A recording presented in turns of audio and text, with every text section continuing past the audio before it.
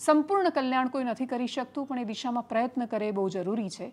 એ પ્રયત્નોની એક દિશામાં સરકાર તરફથી એક પ્રયત્ન એ પણ થાય કે એમના મંત્રીઓ ફોટોશૂટ રહેવા દે.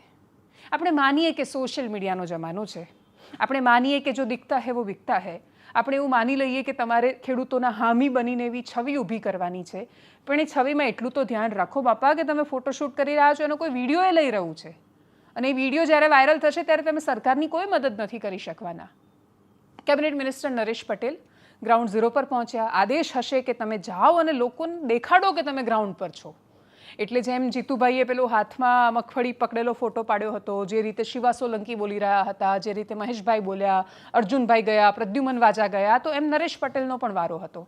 પણ એમનાથી ભૂલ એ થઈ કે એ જે પેલો BTS હોય, બિહાઇન્ડ ધી સીન, કે કેમેરાની પાછળ શું થઈ રહ્યું છે, વિડીયો વાયરલ થઈ ગયો. અને આ BTS લોકોની વચ્ચે આવા જેવા નહોતા.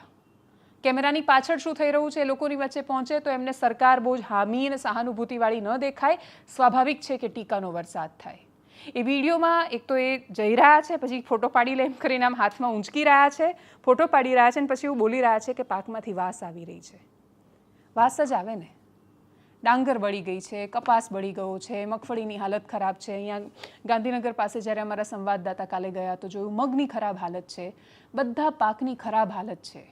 તમે જેને પકડી નથી શકતા, જેને હાથમાં લેવાથી વાસ આવે છે, એમાં પેલા ખેડૂતે એનું જીવન શોધવાનું છે.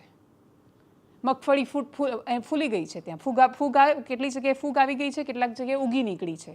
એ ઉગી નીકળેલી મગફળીના ફોટોઝ આવી રહ્યા છે. દર બીજા દિવસે દર બીજા ખેતરમાં ખેડૂત રડી રહ્યો છે. પત્રકારો જઈને એને સવાલ કરી રહ્યા છે, તેના ગળામાંથી અવાજ નથી નીકળતો, અને એ કઈ આશાએ જાય. એટલે મંત્રીને વાસ આવે ને વાસ આવી એ કહી દીધું એ બહુ સ્વાભાવિક છે કે ઠીક છે ભાઈ, તમને ગંધાઈ એ મગફળી કે બાકીનો જે પણ પાક હતો એ તમને ગંધાયો, વાસ આવી. તમને વાસ આવતી જ હશે એટલે જ તમને વાસ આવી.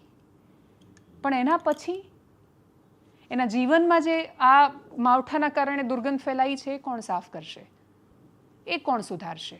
અપેક્ષા રાખીએ કે સરકાર લાંબા ગાળાની, અત્યારે ટેમ્પરરી જે ફાયદો થઈ શકે અથવા મદદ કરશે, સ્વાભાવિક રીતે સરકાર એમને મદદ કરવાની જ છે. પણ લાંબા ગાળાના સોલ્યુશન પર નહીં વિચારે તો આ તો દર સિઝનની કહાની રહેવાની છે. ક્યારેક વાવાઝોડું, ક્યારેક માવઠું. આપણે દરિયા કિનારાવાળું રાજ્ય છીએ, આનો ભોગ વારંવાર પહેલાં બનવાના છીએ. એટલે આ સ્થિતિમાં લાંબા ગાળાના સોલ્યુશનની અપેક્ષા છે. મંત્રીશ્રીનો એ વિડીયો જોઈએ જેમાં એમને વાસ આવી રહી છે.